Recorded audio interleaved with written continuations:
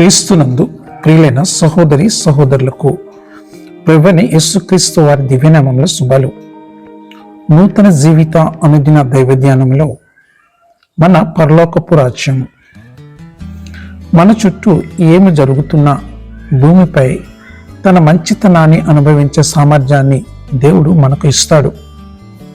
2వ సమూయేలు 15వ అధ్యాయము 13 నుంచి 16 వచనాలలో ఇశ్రాయేలీయులు అబ్షలోము పక్షము వహించిరని దావీదునకు వర్తమానం రాగా, దావీదు యెరూషలేము నందున్న తన సేవకులందరికీ ఇలాగూ ఆజ్ఞ ఇచ్చెను: అబ్షలోము చేతుల నుండి మనము తప్పించుకొని రక్షణ నొందలేము, మనము పారిపోదుము రండి.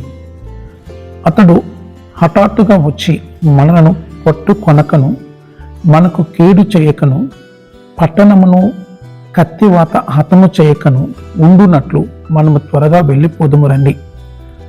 అందుకు రాజసేవకులు ఇలాగూ మనవి చేసిరి: చిత్తగించుము, నీ దాసులమైన మేము మా ఏలిన వాడవును రాజువునగు నీవు సెలవిచ్చినట్లు చేయుటకు సిద్ధంగా ఉన్నాము.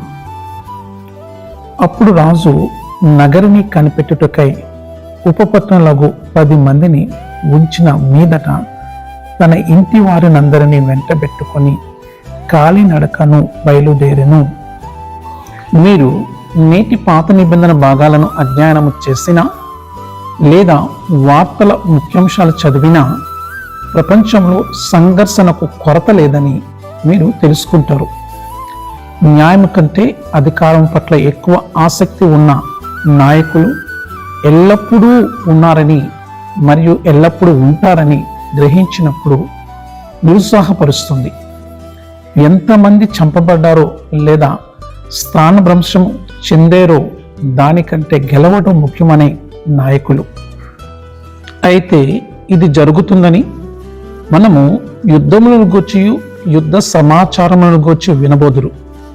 మీరు కలవరపడకుండా చూచుకొనిడి, ఇవి జరగవలసి ఉన్నవి గాని అంతము వెంటనే రాదు అని యేసు మనకు మత్తయి సువార్త 24వ అధ్యాయము 6వ వచనంలో చెప్పారు.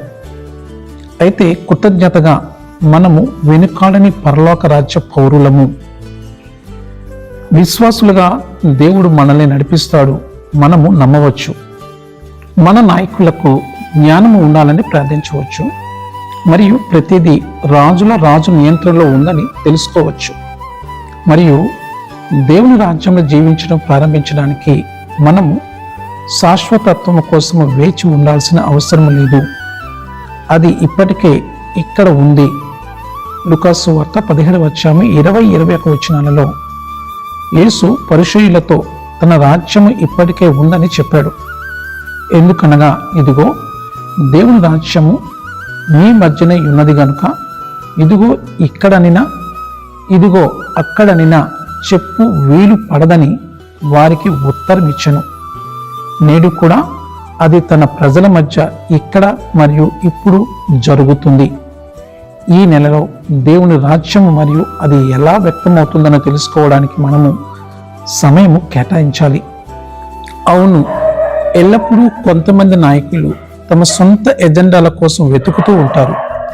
కానీ వారిని దాటి నిశ్శబ్దంగా మరియు తరచుగా జరుపుకునే మార్గాలలో దేవుని పనిని చేస్తున్న వారి వైపు చూడండి.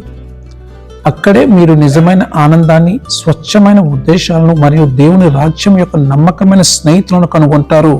ఆమేన్.